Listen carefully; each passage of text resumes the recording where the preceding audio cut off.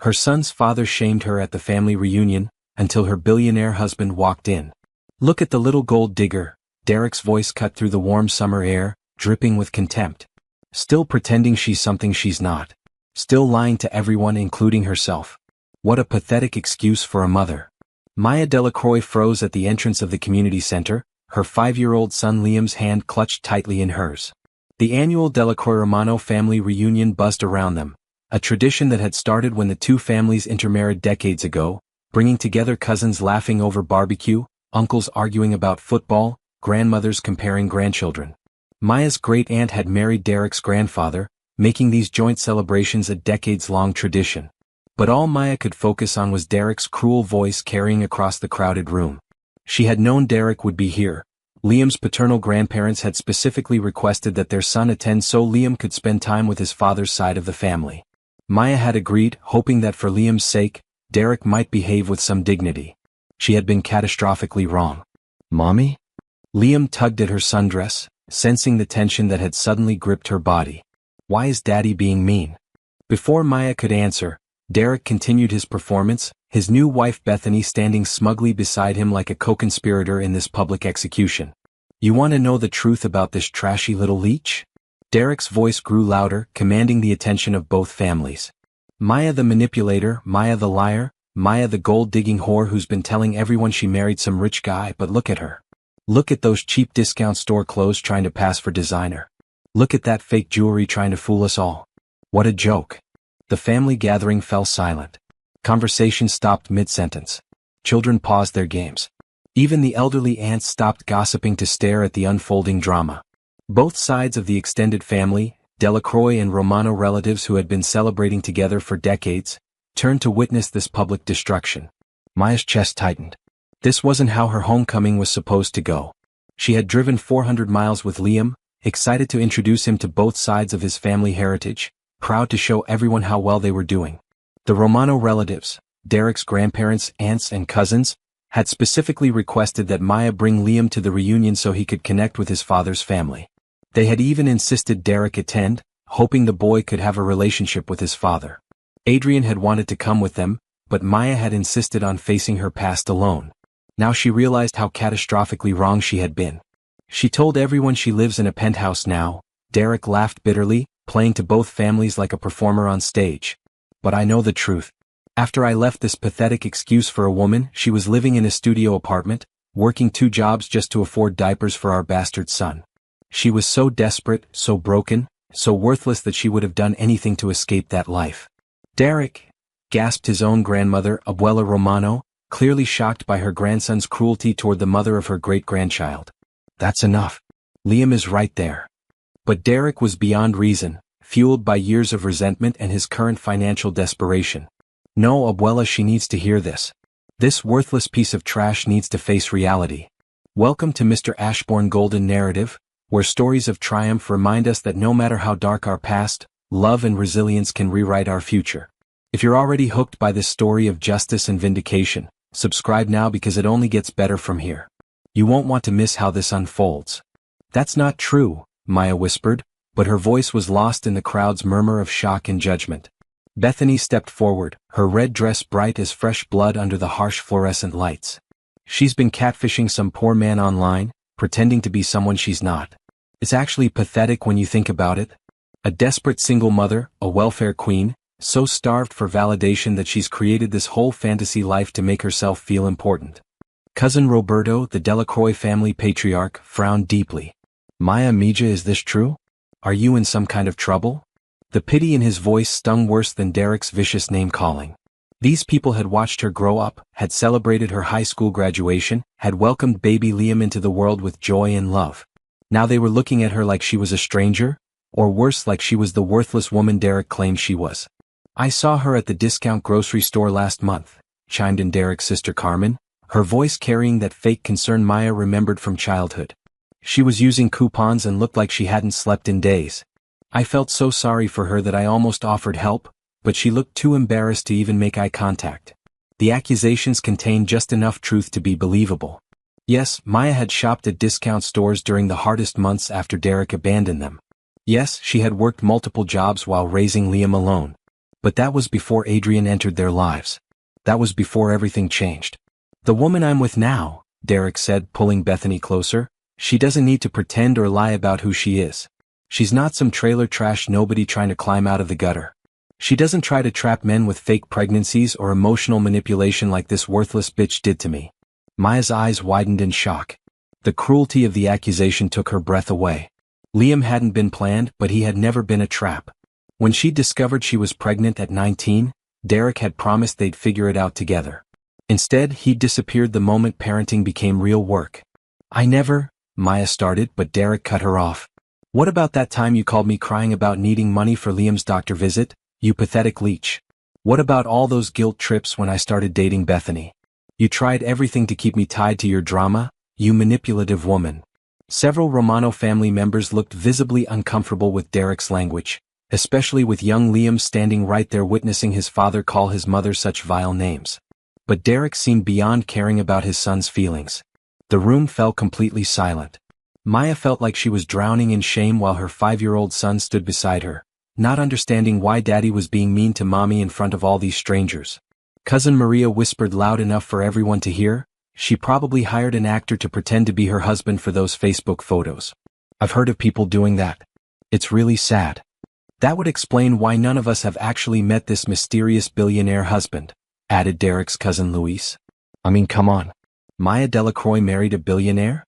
The same girl who wore hand-me-downs throughout high school because her family couldn't afford new clothes. The weight of their judgment pressed down on Maya's chest like a physical force.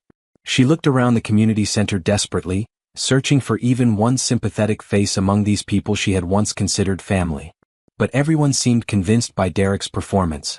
They had made up their minds about her before she'd even walked through the door. I think we should feel sorry for her, said Tia Rosa in that patronizing voice Maya remembered from family gatherings past. She's clearly having some kind of mental breakdown. Creating fantasy lives, pretending to be rich, lying about everything. It's actually concerning. The saddest part, Derek said, his voice now dripping with false concern, is that she actually believes her own lies. She's so deep in this fantasy that she can't see reality anymore. Maya, honey, we all know you're struggling. We all know you're alone. You don't have to keep pretending. Maya opened her mouth to defend herself, to tell them the truth about Adrien, about her successful catering business, about the beautiful life they'd built together. But how could she convince people who only knew her past struggles when everything Derek said sounded so plausible to ears that wanted to believe the worst? Maybe we should call someone, suggested another cousin. Like a counselor or something. She clearly needs professional help. No, Maya finally managed to say, her voice stronger now. I don't need help. I need all of you to stop believing his lies. Derek laughed coldly. Still fighting reality, I see. Maya, everyone here cares about you. We want to help you get back to the real world. This fantasy you've created isn't healthy for you or for Liam. The mention of her son's name sparked something fierce in Maya's chest. She had endured Derek's abandonment, survived the sleepless nights of single motherhood, built a business from nothing, and found love with a man who treated both her and Liam like precious treasures. She would not let Derek poison her son's introduction to his extended family with these vicious lies. But before she could speak, Liam tugged on her dress again. Mommy, why is everyone being mean? Where's Adrien? You said he might come if we needed him. The innocent question from her son seemed to amuse Derek even more. Even the kid is in on the fantasy now. That's actually child abuse, Maya. Filling his head with stories about a stepfather who doesn't exist. The crowd pressed closer, their faces full of concern that felt more like voyeuristic hunger for drama. Maya realized that Derek had orchestrated this perfectly. He had spent months, maybe years, planting seeds of doubt about her new life. He had turned their family reunion into a stage for her public humiliation. Please, Maya whispered, pulling Liam closer to her side. Just leave us alone. We can't leave you alone when you're clearly in crisis, Bethany said sweetly. As family, we have an obligation to help you face the truth. Maya felt trapped. The community center that held so many happy childhood memories now felt like a courtroom where she had already been found guilty. The fluorescent lights seemed harsher, the walls seemed closer, and the faces around her seemed more hostile with each passing second. She closed her eyes and thought of Adrien. He had warned her that coming alone might be a mistake. He had offered to drive up with them, but Maya had insisted she could handle seeing Derek again. She had been so confident in her new life, so sure that nothing her ex could say would affect her.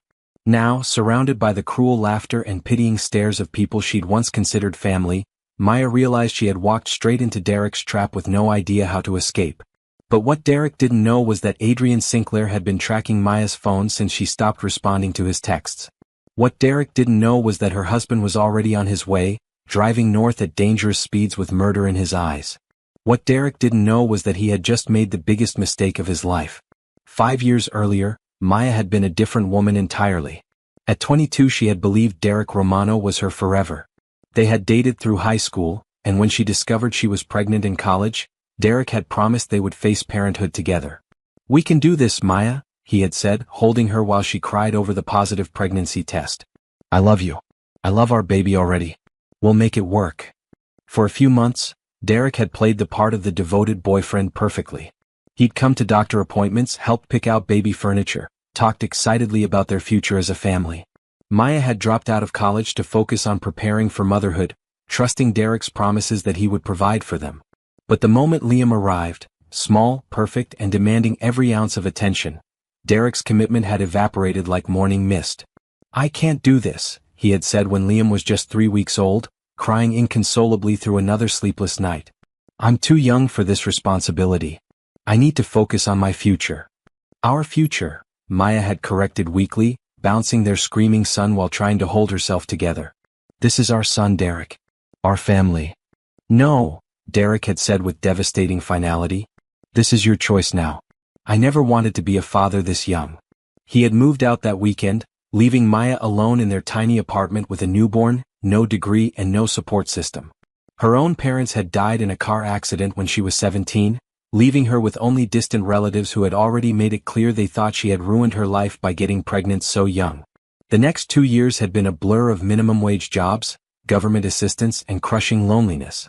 Maya had worked at a diner during the day while Liam stayed with a neighbor who charged almost all of Maya's salary for childcare. At night, she cleaned office buildings, bringing Liam with her in his car seat because she couldn't afford a babysitter. Derek had paid child support sporadically, usually accompanied by cruel comments about how Maya had trapped him with an unplanned pregnancy. He'd started dating Bethany 6 months after abandoning his son, posting photos on social media of expensive dinners and weekend trips while Maya counted pennies to buy formula. The worst part hadn't been the financial struggle or even the exhaustion. The worst part had been the isolation. Maya had lost touch with most of her friends after dropping out of college and becoming a single mother. The few people who tried to stay in contact had eventually drifted away, uncomfortable with Maya's new reality. She had been drowning in depression and self-doubt when she met Adrien Sinclair at the upscale restaurant where she had finally found work as a server. It was better than her previous jobs. The tips were good enough to afford a decent apartment, but she'd felt out of place among the wealthy clientele. Adrien had been different from the other customers. He never treated her like she was invisible or beneath his notice. He asked about her day, remembered details from their conversations, and left generous tips that helped her pay for Liam's preschool. Their first real conversation had happened during a particularly brutal night shift when Liam had been sick, and Maya was running on 3 hours of sleep and pure determination. "Rough day?" Adrien had asked gently when she'd accidentally spilled water while refilling his glass. "I'm so sorry," Maya had said, frantically cleaning up the mess. "I'm not usually this clumsy. My son is sick and I've been..." She'd stopped herself, realizing she was oversharing with a customer. "You have a son?" Adrien had asked with genuine interest, not judgment. Something about his tone had made Maya look up from wiping the table. "Yes. He's 4. He's got a fever and I hate leaving him with the sitter when he's not feeling well, but I can't afford to miss work." Adrien had studied her face carefully. "What's his name?" "Liam," Maya had said, surprised by the warmth in this stranger's eyes. "That's a strong name," Adrien had said. "You must be proud of him." No one had said that to Maya in years. Most people, when they learned she was a single mother, either pitied her or judged her choices. But Adrien spoke like being Liam's mother was an accomplishment rather than a mistake. That simple moment of recognition had been the beginning of everything. Over the following months, Adrien had become a regular customer who always requested Maya's section. Their conversations had gradually deepened from polite small talk to genuine connection. Maya had learned that Adrien worked in technology, traveled frequently for business, and had recently moved to the city. What she hadn't known was that Adrien Sinclair was worth approximately $4 billion. That revelation had come 6 months later, after they had started dating seriously. Maya had been to his apartment many times, a beautiful penthouse she'd assumed he was renting through his tech job. She'd met his business associates at casual dinners, thinking they were just successful professionals. The truth had emerged when Maya had seen Adrien's name in a business magazine article about the youngest self-made billionaires in America. "Why didn't you tell me?" she had asked, staring at the magazine in shock. "Would it have changed how you treated me?" Adrien had asked quietly. Maya had thought about it honestly. "It might have. I probably would have been intimidated. I might have assumed you were slumming it with a poor single mom for entertainment." "That's exactly why I didn't tell you," Adrien had said. "I wanted you to know me, not my bank account. I wanted to earn your trust as a man, not impress you with my wealth." The revelation had been overwhelming at first. Maya had worried she wasn't sophisticated enough, educated enough, or successful enough to fit into Adrien's world. She had tried to pull back from the relationship, convinced he would eventually realize she wasn't good enough for him. But Adrien had been relentlessly patient and kind. He had continued pursuing her with the same gentle determination that had won her heart in the first place. More importantly, he had embraced Liam completely, treating Maya's son like his own child from the very beginning. The turning point had come when Liam had gotten seriously ill with pneumonia. Maya had been beside herself with worry, unable to afford the best medical care, terrified of losing the most important person in her world. Adrien had quietly arranged for the best pediatric specialists in the city to treat Liam. He had stayed at the hospital for 3 straight days, holding Maya while she cried and playing games with Liam when the little boy felt well enough to be entertained. "Thank you," Maya had whispered on the 3rd night, watching Adrien read stories to Liam in the hospital bed. "For what?" "For loving him. For loving both of us." Adrien had looked up from the children's book and met her eyes. "Maya, I don't just love you and Liam. You two are my family now. This is what family does." Their wedding 8 months later had been intimate and perfect. Elena, Maya's cousin and only close relative, had served as maid of honor. Adrien's business partner had been his best man. Liam had been their ring bearer, beaming with pride as he walked down the aisle in his tiny tuxedo. Maya had thought her days of being judged and found wanting were over. She had believed that love and success had finally made her immune to Derek's cruelty. Standing in the community center now, surrounded by relatives who believed every lie Derek told about her, Maya realized she had been naive to think her past couldn't still hurt her. But she was no longer the broken girl Derek had abandoned. She was Adrien Sinclair's wife, Liam's mother, and a successful businesswoman in her own right. More than that, she was loved completely and unconditionally by a man who would move heaven and earth to protect her. Derek had made one crucial miscalculation in planning his public humiliation of Maya. He had forgotten that Maya Sinclair was no longer alone. The community center had become a pressure cooker of whispered judgments and sideways glances. Maya stood frozen in the center of the room, Liam pressed against her side, while Derek continued his calculated destruction of her reputation. "Look at this," Bethany said, holding up her phone for the crowd to see. "I've been following her social media. These photos of her supposed penthouse? You can reverse search them. They're stock photos from a real estate website. She's literally using other people's homes to create this fake lifestyle." The accusation was so specific, so plausible, that even Maya's closest family members began nodding in agreement. The truth, that their penthouse had been professionally photographed for a magazine feature about successful entrepreneurs, sounded far less believable than Bethany's explanation. "And this car," Bethany continued, swiping through Maya's Instagram posts. "She claims this Ferrari is hers, but look at the angle of the photo. She's clearly standing on the sidewalk next to someone else's car, pretending it's hers." Maya wanted to explain that Adrien owned several luxury cars and she often photographed them during their weekend drives. But anything she said now would sound like desperate lies to people who had already decided she was delusional. "The most disturbing part," Derek said, his voice taking on the tone of a concerned parent, "is how this is affecting Liam. She's raising our son in this fantasy world where she's married to a billionaire who doesn't exist. That's psychological abuse." The mention of child abuse caused an audible gasp from the assembled family members. Tia Rosa crossed herself and whispered a prayer. Uncle Roberto's face darkened with genuine concern. "Now wait just a minute," Maya said, finding her voice at last. "You abandoned your son when he was 3 weeks old. You've paid child support exactly twice in 5 years. Don't you dare lecture me about what's best for Liam." Derek's mask of concern slipped, revealing the anger underneath. "I left because you were impossible to live with. Manipulative, clingy, always trying to guilt me into staying in a relationship that was clearly over. You left because you were a coward, Maya shot back, her fear transforming into fury. You made promises you had no intention of keeping, and when parenting got hard, you ran. See? Derek turned to the crowd, gesturing at Maya like she was Exhibit A in his case. This is what I'm talking about. Even now, she can't accept responsibility for her own choices. It's always someone else's fault. First it was my fault for leaving. Now it's my fault for not believing her fantasies about marrying a billionaire. The crowd murmured agreement, and Maya felt her temporary surge of courage deflating. Derek had always been skilled at twisting her words, making her sound unstable and unreasonable. If this husband is real, said Carmen with fake sweetness, then where is he? What kind of man lets his wife and stepson go to a family reunion alone? Especially knowing she'd have to face her ex. The question stung because it echoed Maya's own doubts. Adrien had wanted to come, had argued persuasively that she shouldn't face Derek without support. Maya's insistence on coming alone now seemed foolishly naive. He's traveling for business, Maya said weakly. How convenient, Bethany smirked. He's always traveling, isn't he?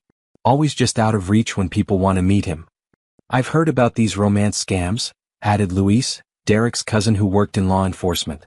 Usually it's older women getting catfished by men pretending to be rich. But sometimes the victim is so invested in the fantasy that they start lying to everyone else to avoid admitting they've been fooled. The new theory spread through the crowd like wildfire. It was actually more humiliating than being called a gold digger because it painted Maya as both desperate and stupid. According to this version of events, she wasn't even successfully deceiving anyone. She was being deceived herself. Oh honey, said Tia Rosa with genuine pity in her voice. If someone is taking advantage of you online, we can help. You don't have to be embarrassed about being a victim of fraud. The kindness in her aunt's voice almost broke Maya's resolve. These people genuinely believed they were helping her, which made the situation infinitely more painful. Everyone in the room was so convinced by Derek's lies that they were treating her like a victim of mental illness or criminal fraud. I'm not being scammed, Maya said desperately. Adrien is real. Our marriage is real. Everything I've told you is true. Derek laughed bitterly. Adrien. Even the name sounds fake. Let me guess, he's tall, dark, and handsome? He swept you off your feet with romantic gestures and promises of a better life? He told you he's a billionaire but asked you to keep your relationship secret for some reason. Each point hit uncomfortably close to the truth, making Derek's version sound even more plausible. To people who wanted to believe the worst, it sounded exactly like a textbook romance scam. Mommy, Liam whispered, tugging on Maya's dress. Why is everyone being mean to us? Can we go home to Adrien now? The innocence in her son's voice cut through the hostile atmosphere like a knife. Even some of Derek's supporters looked uncomfortable seeing a 5-year-old caught in the middle of this adult cruelty. But Derek showed no mercy even for his own son. You see how deep this delusion goes? She's got the kid calling this imaginary man by name, probably showing him fake photos, filling his head with stories about a stepfather who doesn't exist. It's textbook psychological abuse. That's enough, said a voice from the back of the room. Everyone turned toward the entrance, expecting to see another family member arriving late to the reunion. Instead, a man in an impeccably tailored navy suit walked through the community center doors with the kind of presence that made people instinctively step aside. Maya's heart stopped. Adrien had come after all. Adrien Sinclair walked through the community center like he owned not just the building but the entire city block. He was tall and commanding, with the kind of quiet authority that made people automatically defer to his presence. His navy suit was perfectly tailored, his silver hair styled without looking overdone, and his steel-gray eyes swept the room until they found Maya's face. The community center, which had been buzzing with cruel gossip moments before, fell completely silent. Adrien's expression was calm and controlled, but Maya could see the fury burning behind his eyes. She had seen that look once before when a business rival had tried to cheat one of Adrien's smaller partners. Adrien had been polite and professional, but utterly ruthless in protecting what mattered to him. Right now, what mattered to him was his wife and stepson. I apologize for being late, darling, Adrien said, walking directly to Maya and taking her hand. His voice carried easily across the silent room, cultured and authoritative in a way that commanded attention. The board meeting ran longer than expected. He lifted her hand to his lips and kissed it gently, a gesture that was both tender and possessive. The platinum wedding band on his finger caught the light, matching the one on Maya's hand perfectly. Adrien, Maya breathed, relief flooding through her voice. You came. Of course I came, he said softly, meant only for her ears. You stopped responding to my texts. I was worried.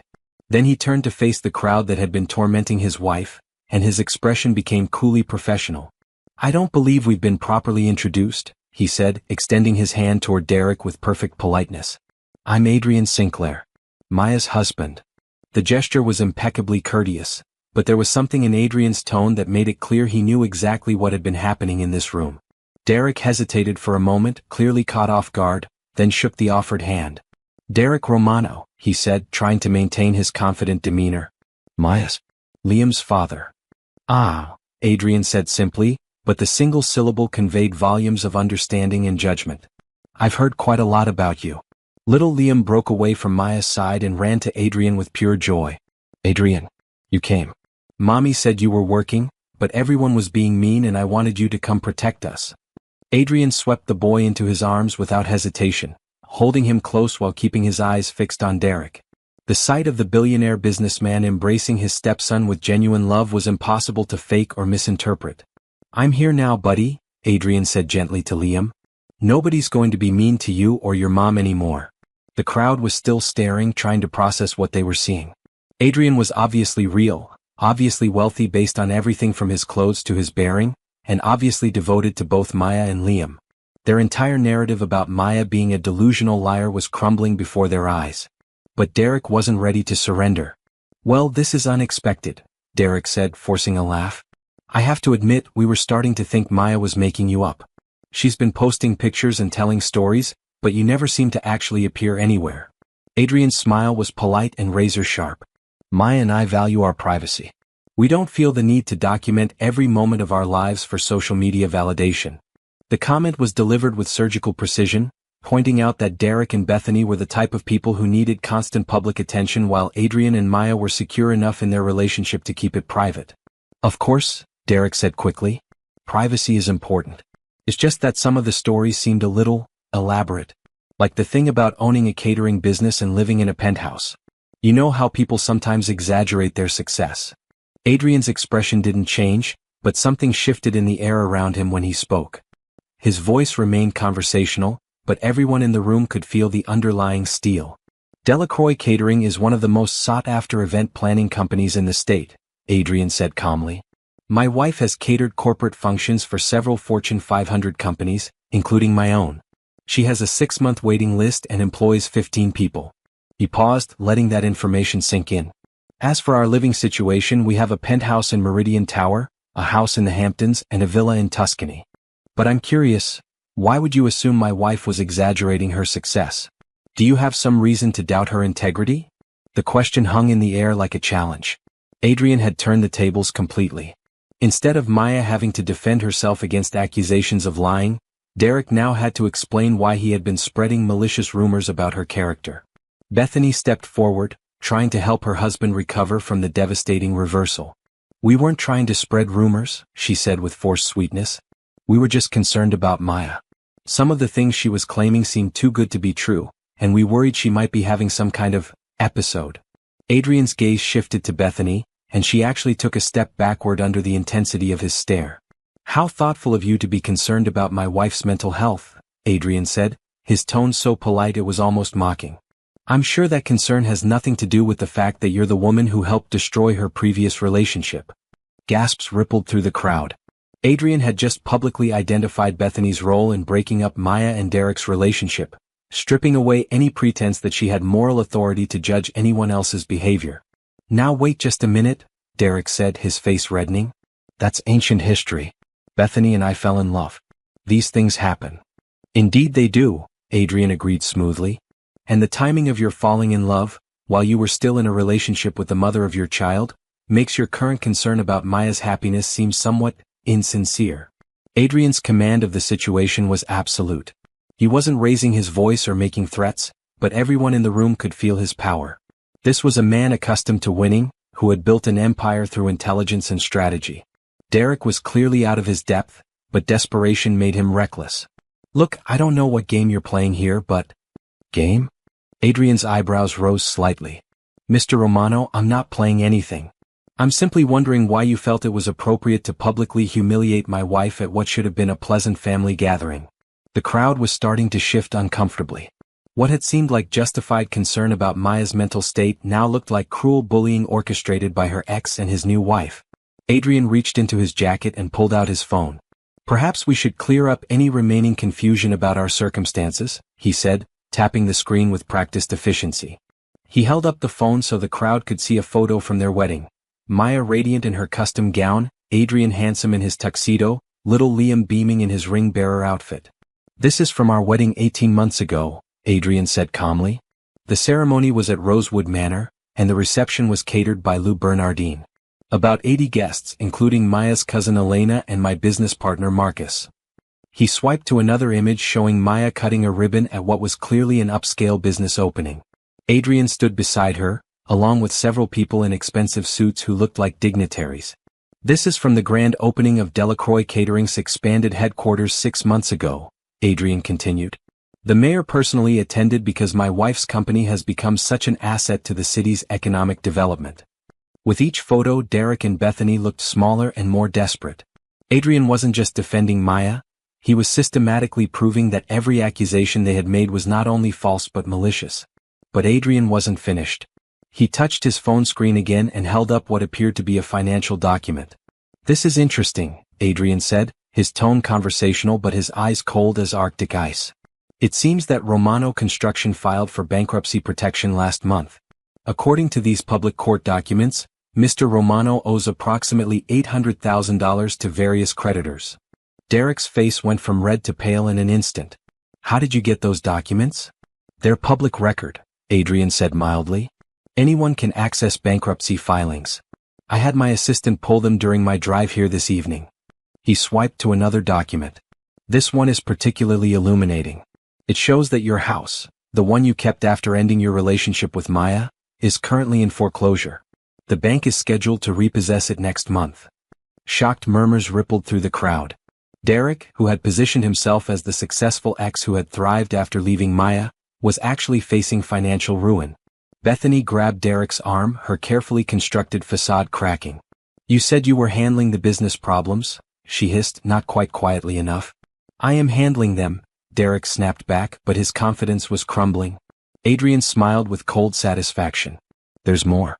According to employment records I was able to access, Mrs. Romano was terminated from her position at Morrison Marketing 3 weeks ago for falsifying expense reports.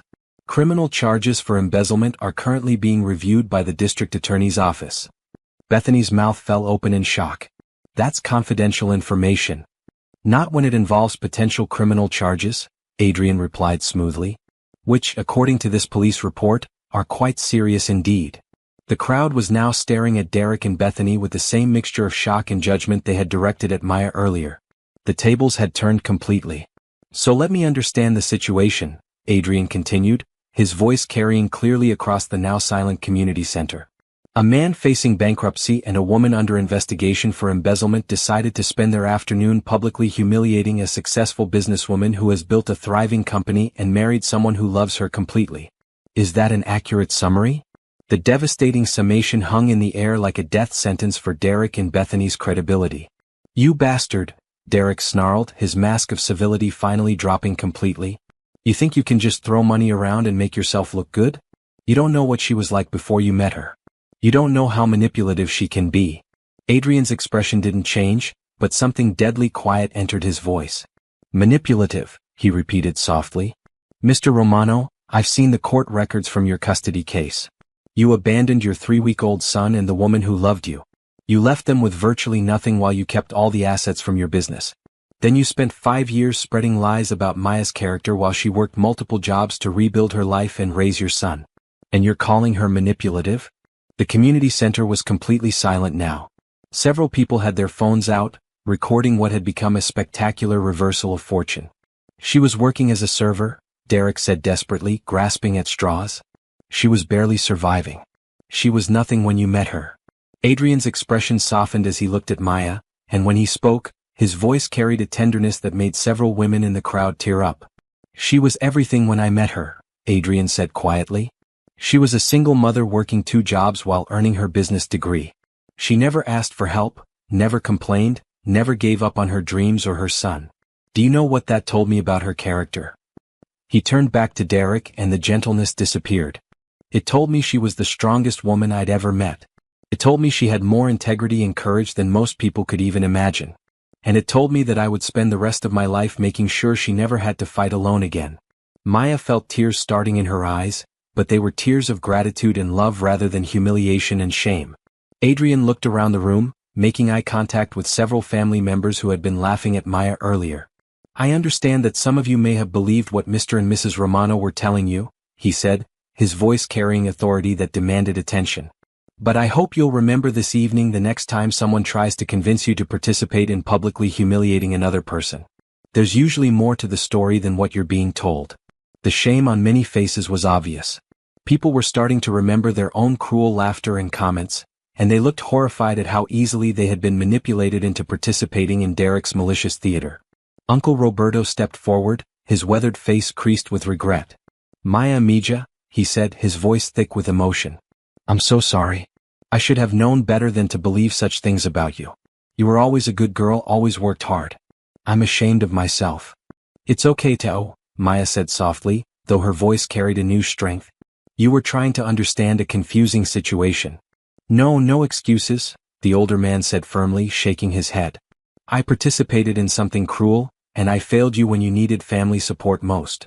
Other voices started joining in. Cousins who had known Maya since childhood and should have trusted their own memories of her character instead of believing Derek's lies. I'm so sorry, Maya, said Cousin Maria, tears streaming down her face. I knew you weren't a liar, but I got caught up in the drama. There's no excuse for what we did to you. You always helped everyone in the family, added another cousin. When my mom was sick, you drove 4 hours to help take care of her, and you were barely making ends meet yourself. I should have remembered that instead of listening to gossip. Adrien kept his arm around Maya's shoulders, pulling her and Liam closer.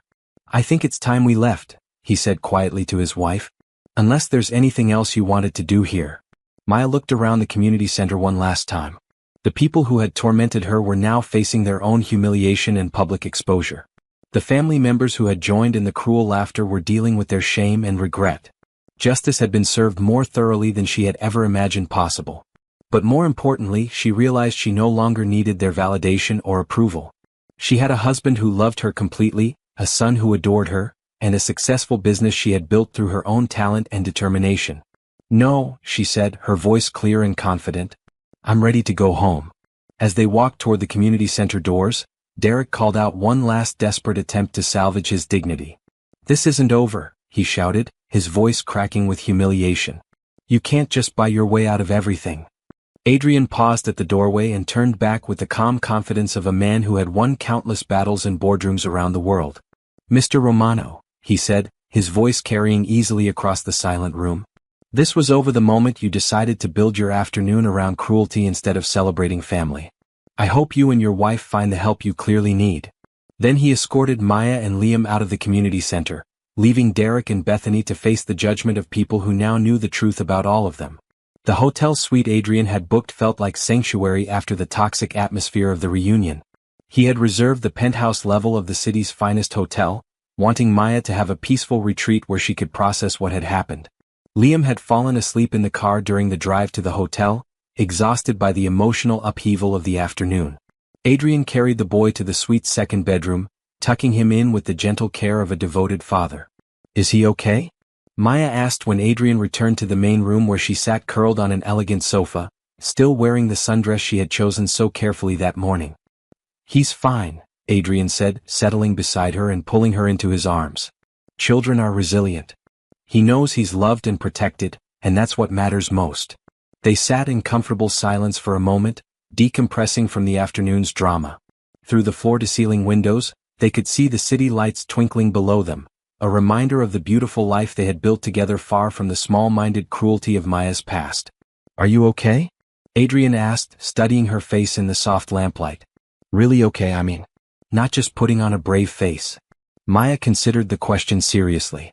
6 hours ago, she had been devastated by Derek's public humiliation, crushed by her family's willingness to believe the worst about her. Now she felt something she hadn't expected, a profound sense of freedom. I'm more than okay, she said, meeting his eyes with complete honesty. I'm grateful. Not just that you came to rescue me, but that I finally got to see who I really am through your eyes instead of through theirs. Adrien brushed a strand of hair from her face, his touch infinitely gentle. You didn't need rescuing, love. You just needed someone to remind everyone else who you really are. How did you know to look up Derek's financial records? Maya asked, still amazed by the thoroughness of Adrien's counterattack.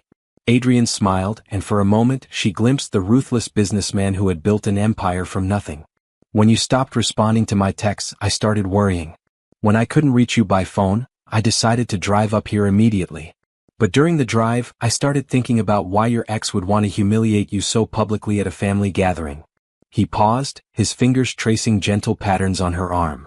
People don't usually go to that much effort to destroy someone unless they're dealing with their own serious problems. So I called Marcus and had him run a complete background check on Derek and his wife. And you found all that information in just a few hours? I have very good people working for me, Adrien said with quiet pride. When I explained the situation, Marcus had everything within 30 minutes. Bankruptcy filings, employment records, criminal investigations. It's all public information if you know where to look and have the resources to do it quickly. Maya shook her head in amazement. Derek thought he was so clever, setting up this whole scenario to make me look desperate and delusional. He had no idea who he was dealing with. He made the mistake of underestimating both of us, Adrien agreed. He saw you as the same broken woman he abandoned 5 years ago, and he assumed I was either fictional or someone who could be intimidated by a public confrontation. Maya's phone buzzed with a text message, then another, then a series of notifications that continued for several minutes. She picked it up to find dozens of messages from family members and old friends who had somehow learned about the afternoon's events. Look at this, she said, showing Adrien the screen. Cousin Elena heard about what happened and she's furious with the family for treating us that way. Half these messages are from people apologizing for believing Derek's lies. Adrien read through several of the messages, noting the genuine remorse and shame in many of them. Social media works both ways, he observed. Derek wanted to humiliate you publicly, but now his own behavior is being judged by everyone who knows both of you. Maya scrolled through more messages, finding notes from high school friends, former co-workers, and even some of Derek's own relatives expressing shock at his cruelty and support for Maya. This one is from Derek's own cousin, Maya said, reading aloud. She says she's embarrassed by his behavior and wants me to know that not everyone in the Romano family supports what he did. She also says she always thought I was too good for him. What about business? Adrien asked practically. Has this affected Delacroix Catering? Maya checked her business social media accounts and email, finding an unexpected surprise. Actually, it's helped, she said with wonder. I have 6 new inquiries for corporate events and 2 requests for wedding planning. Apparently, some people saw videos of the confrontation online and were impressed by how we handled ourselves. Adrien laughed, the sound warm and genuinely amused. Derek's plan to destroy your reputation ended up being the best marketing campaign your business has ever received. They ordered room service dinner and ate while watching the sunset from their suite's private terrace. The luxury and peace felt even more precious after the afternoon's ugliness. I keep thinking about something Derek said, Maya admitted as they shared dessert. About how I was nothing when you met me. It hurt because part of me still sometimes believes that. Adrien set down his fork and took her hands in his. Maya, listen to me carefully. When I met you, you were working 2 jobs while earning your degree and raising a child alone. You had rebuilt your entire life after someone you trusted destroyed it. You were kind to strangers, devoted to your son, and determined to create a better future despite every obstacle. His voice grew intense with conviction. You were never nothing. You were everything I had been looking for without even knowing it. You were strength and grace and courage wrapped in beauty, and I fell in love with who you were before I ever knew about your struggles. Maya felt tears starting again, but they were tears of healing rather than pain. I love you, she whispered. Not because you're wealthy or successful, but because you see me, really see me, in a way no one else ever has. And I love you, Adrien replied, not despite your past, but because of how you survived it and thrived beyond it. They spent the evening talking through everything that had happened, processing the emotions and implications of the day's events. By the time they went to bed, Maya felt like she had finally closed a chapter on the most painful period of her life. But the story wasn't over yet. The elegant ballroom of the Metropolitan Hotel sparkled with crystal chandeliers and fresh flowers as Maya put the finishing touches on what would become one of Delacroix Catering's most talked about events. The tech conference gala she had planned for Adrien's company was being covered by 3 business magazines and had a waiting list of executives hoping to attend. "Everything looks perfect," said Natasha, Maya's head event coordinator, checking items off her tablet with military precision. "The caterers are ready, the tech setup is complete, and the guest list is confirmed at 450 VIPs. Maya smiled with satisfaction as she surveyed the ballroom. The theme was innovation and elegance, combining cutting-edge technology displays with timeless sophistication. Interactive holographic presentations floated above dinner tables, while classical musicians provided live accompaniment to the evening's program. "Mrs. Sinclair?" A young reporter from Business Weekly approached with her photographer. "Could we get a few photos of you with the setup? Our readers are fascinated by the success story behind Delacroix Catering."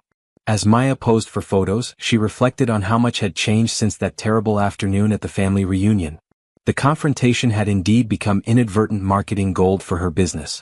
Videos of Adrien defending her had gone viral, generating discussions about loyalty, integrity, and the power of standing up for the people you love.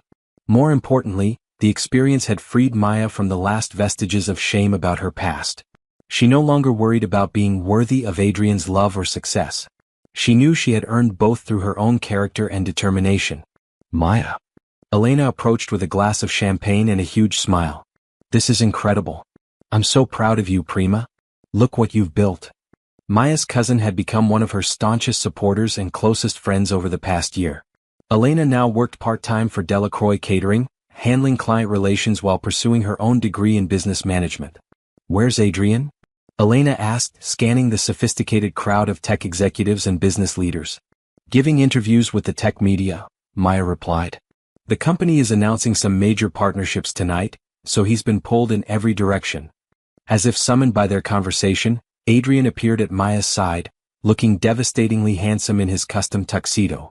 At 52, he had the kind of distinguished good looks that only improved with age and success. "Sorry to steal her away," Adrien told Elena with a warm smile, "but I need my wife for the opening remarks." He led Maya to the front of the ballroom where a small stage had been set up for presentations. The crowd of business leaders, technology innovators, and media representatives gradually quieted as Adrien took the microphone. "Ladies and gentlemen," Adrien began, his voice carrying easily across the elegant space, "welcome to Sinclair Technologies' annual Innovation Gala. This evening represents not just our company's achievements, but the power of vision, determination, and the courage to build something meaningful." He paused, his eyes finding Maya in the crowd. This event was planned and executed by Delacroix Catering, a company that exemplifies those same values. In just 3 years, Maya Delacroix Sinclair has built one of the region's most sought-after event planning businesses through talent, hard work, and an unwavering commitment to excellence. The applause was generous and genuine. Maya felt a warm glow of pride, not just in her professional success, but in how Adrien celebrated her achievements as separate from and equal to his own.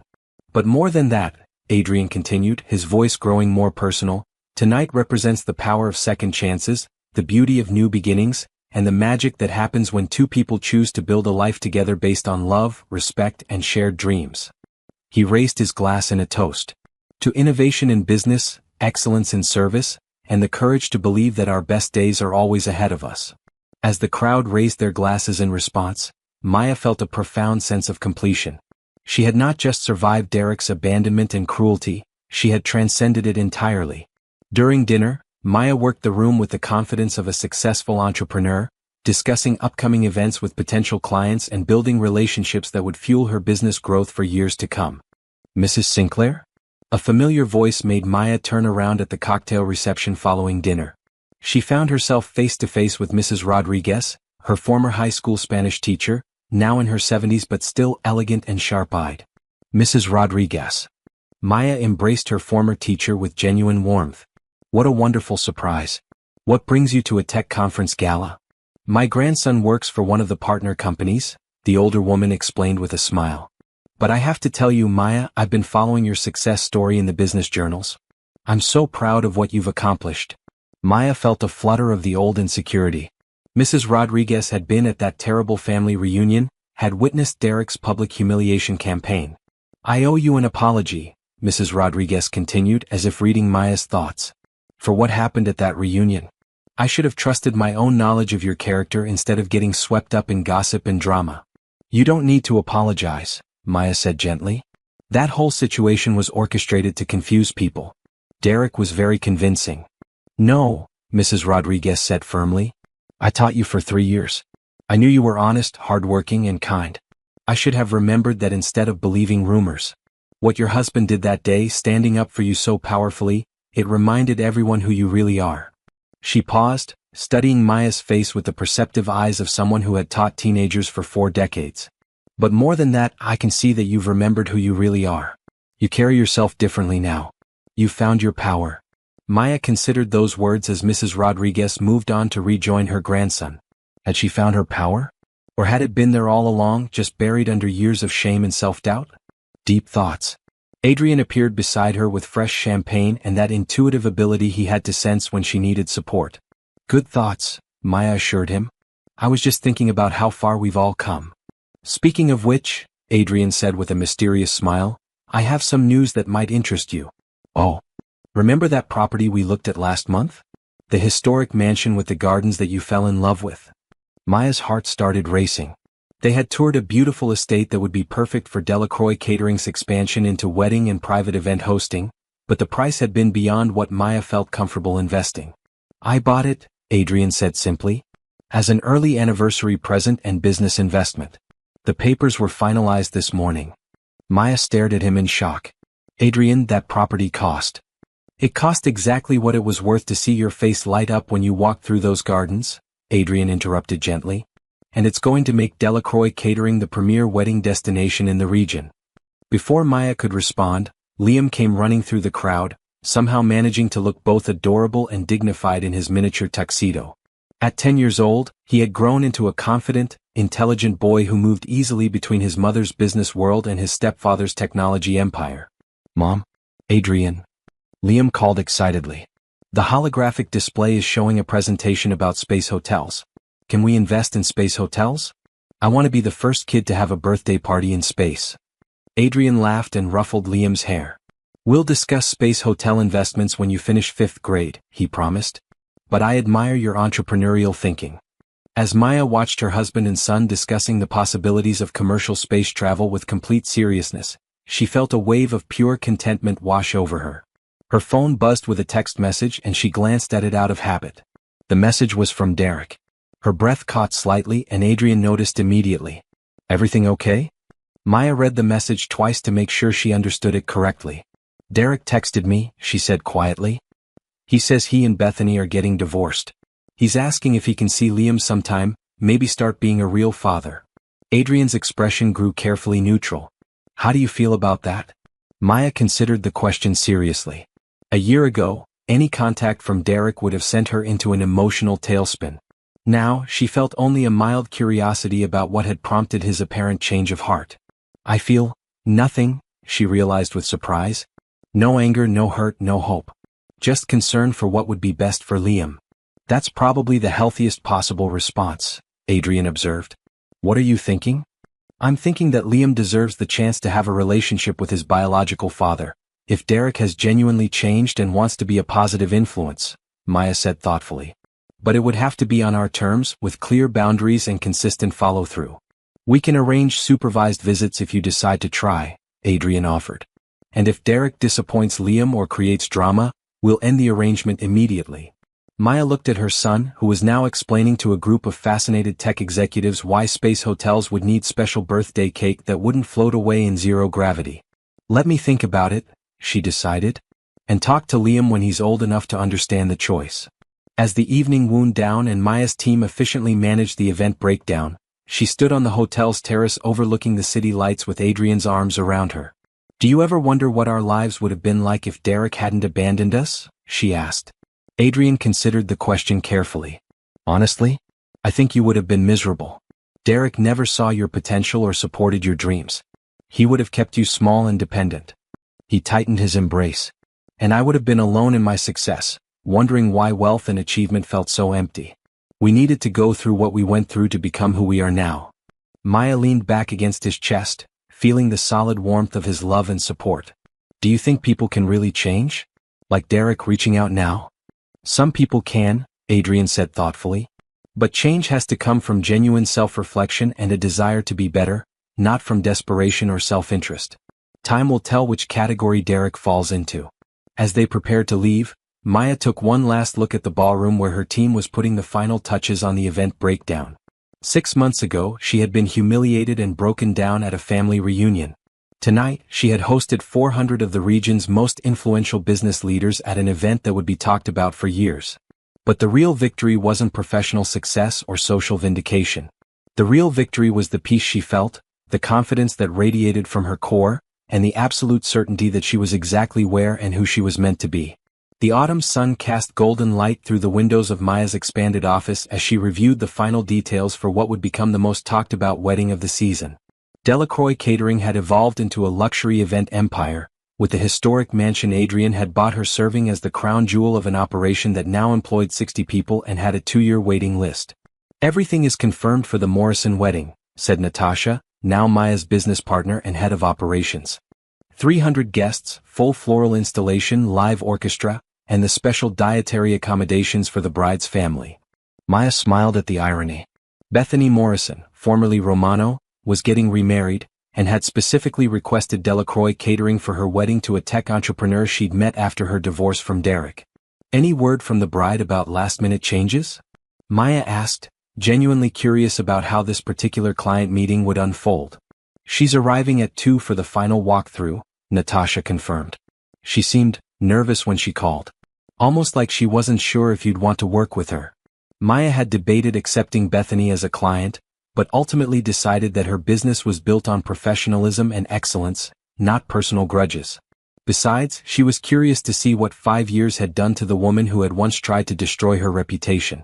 At exactly 2 o'clock, Bethany Morrison walked into Maya's office looking remarkably different from the smug woman who had stood beside Derek at that family reunion. She was still attractive, but there was a humility in her posture and genuine nervousness in her expression that hadn't been there before. "Maya," Bethany said carefully, extending her hand with obvious uncertainty. "Thank you for agreeing to plan my wedding. I wasn't sure you'd be willing to work with me." "Business is business," Maya replied gracefully, shaking the offered hand. "Congratulations on your engagement. Tell me about your vision for the day."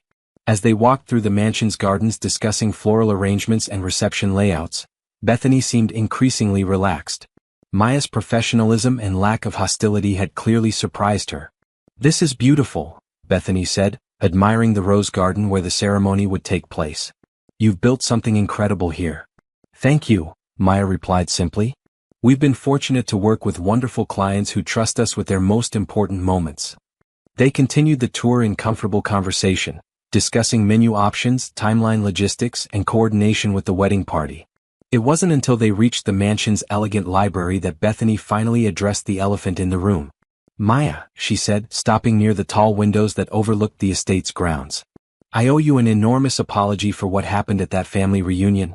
What Derek and I did to you that day was unforgivable." Maya turned to study Bethany's face, seeing genuine remorse rather than the calculated manipulation she might have expected. "It was a long time ago," Maya said neutrally, waiting to see where this conversation would lead.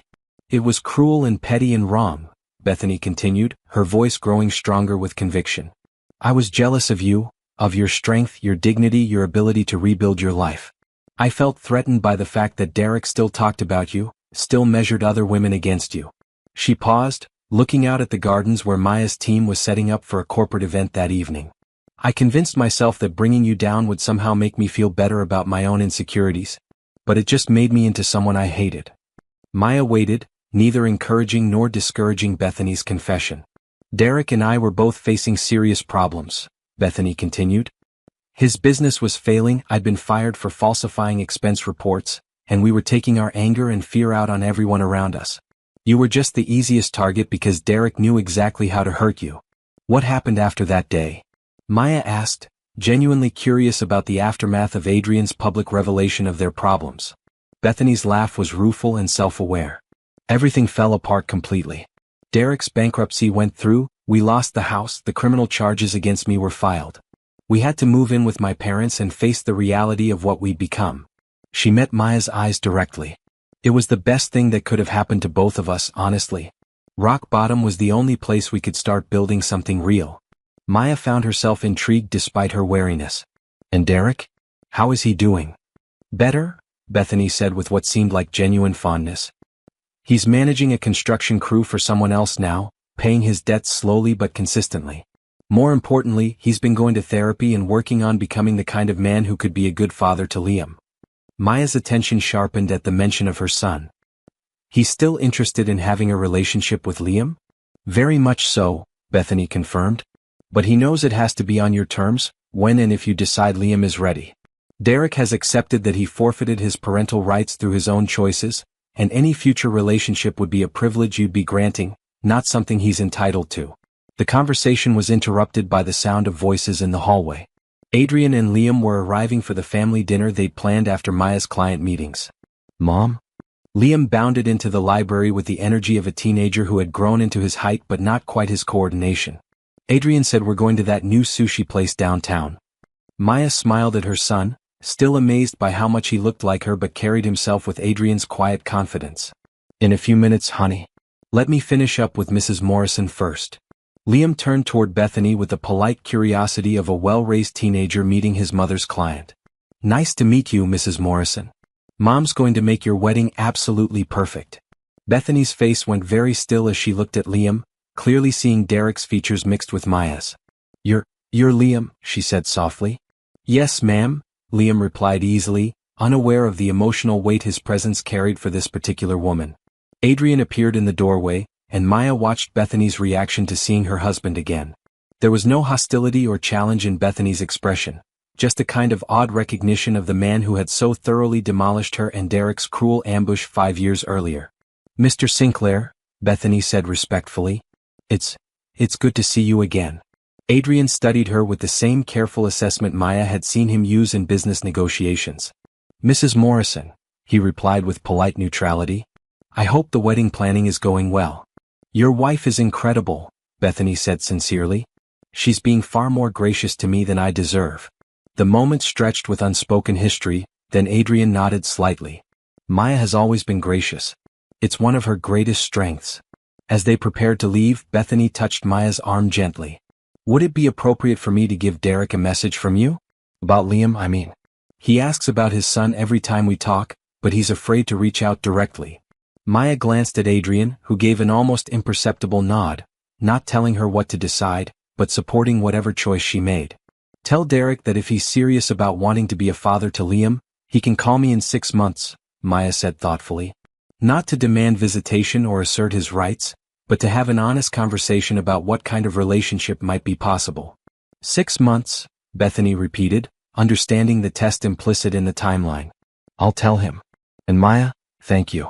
For the wedding planning, but more than that, for showing me what grace looks like. That evening over dinner, Maya told Adrien and Liam about the conversation with Bethany and her message for Derek. How do you feel about potentially having a relationship with your biological father? Adrien asked Liam seriously, treating the teenager as the nearly adult he was becoming. Liam considered the question with the thoughtfulness Maya loved about him. I'm curious, he said finally. I mean, you're my real dad in every way that matters, Adrien. But I wonder sometimes what Derek is like now, whether he's changed. He paused, cutting his sushi with precision. I think I'd want to meet him, maybe. But only if Mom thinks it's safe, and only if he understands that he can't just waltz in and suddenly be my father. That position is taken. Adrien smiled with visible pride at Liam's mature perspective. That sounds very wise. And you know that whatever happens with Derek won't change anything between us, right? Of course not, Liam said with the casual confidence of a teenager who had never doubted his stepfather's love. You're stuck with me forever, whether you like it or not. I think I can live with that, Adrien replied with mock resignation that fooled no one. As Maya watched her husband and son playfully debate the merits of different sushi rolls, she reflected on the strange circles life could take. 5 years ago, Derek and Bethany had tried to destroy her reputation and paint her as a delusional failure. Tonight, Bethany had hired her company to plan her wedding, and Derek was apparently trying to earn the right to be part of Liam's life. The bitter irony was that their cruelty had ultimately led to this moment. Maya successful beyond anything she'd imagined, secure in love and family, strong enough to offer grace to the people who had once hurt her most. But perhaps that wasn't irony at all. Perhaps it was simply the natural progression of choosing love over hatred, growth over stagnation, and hope over bitterness. As they walked home through their neighborhood, the same upscale area where Derek had once claimed Maya could never afford to live, Maya felt a profound sense of completion. She had not just survived her past, she had transcended it entirely. And the best part? This was only the beginning of the story she was writing with Adrien and Liam. The past had been painful, but the future was limitless.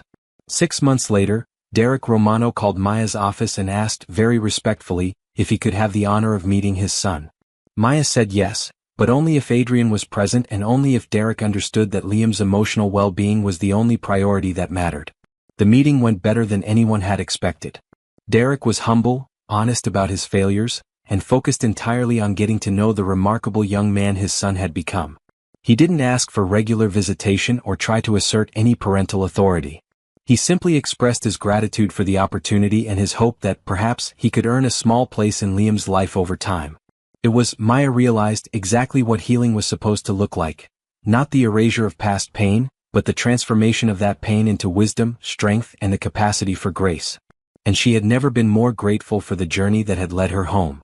Maya's journey from public humiliation to triumphant vindication proves that our darkest moments often lead to our greatest victories. If this story of resilience, love, and second chances touched your heart, subscribe to Mr. Ashbourne Golden Narrative and hit that notification bell, because every ending is just the beginning of an even more powerful story. Share this with someone who needs to remember that they're stronger than their past, and I'll see you in the next narrative that will change how you see the world.